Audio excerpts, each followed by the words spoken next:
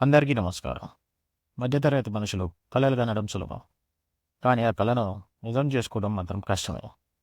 అలాంటి ఒక కలలో ప్రారంభమైన ప్రయాణమే మా పార్క్ అక్వా సొల్యూషన్స్. ఇతరులలాగానే చదువు పూర్తయ్యాక ఒక ప్రైవేట్ కంపెనీలో ఉద్యోగం ప్రారంభించాను. కానీ ఆ ఉద్యోగంలో నిజమైన సంతృప్తి దొరకలేదు. కార్పొరేట్ కూలీగా జీవితం సాగిపోతే సొంతంగా ఏది సాధించలేమో ఆలోచన మొదలైంది. కార్పొరేట్ ఉద్యోగం అంటే వాడికి నచ్చకపోయినా మనమే బయటికి రావాలి, మనకి నచ్చకపోయినా మనమే బయటికి రావాలి. ఆ సమయంలో కుటుంబం నా వెంటే నిలిచింది. ముఖ్యంగా మా తల్లిగారు మా కళలో సాకారం చేసేందుకు ముందడుగు వేశారు. నేను ఒక సైనికుడిలాగా ఆమెతో పాటు పనిచేస్తూ మా కళలో నిజం చేసుకునే యాత్రలో భాగమవుతున్నాను. మా ప్రయాణంలో మరో బలమైన ఆధారం నా భార్య. ఆమె ఒకవైపు ఉద్యోగం చేస్తూ మరోవైపు కుటుంబాన్ని నిలబెట్టి మా కళలు నెరవేరేందుకు బ్యాక్ బోన్గా నిలిచింది. ఆమె త్యాగం లేకపోతే ఈ యాత్ర మా ఇంత దూరం రాలేదేమో.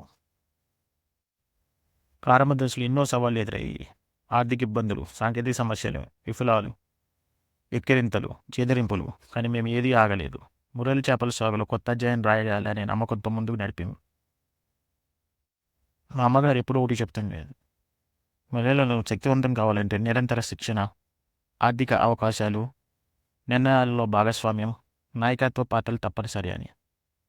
ఈ ఆలోచనతోనే మేము మహిళలను శక్తివంతం చేయడంతో పాటు గ్రామీణ యువతకు ఎంటర్ప్రీనర్లుగా తీర్చిదిద్దాలనేది మా బిజినెస్ ప్లాన్లో భాగంగా తీసుకున్నాం.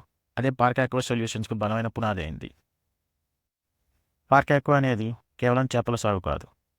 ఇది మధ్యతరగతి కళల గాథ. ఈ మహిళలను శక్తివంతంగా గ్రామీణ యువతకు స్వయం ఉపాధి కల్పించే ఒక వేదిక.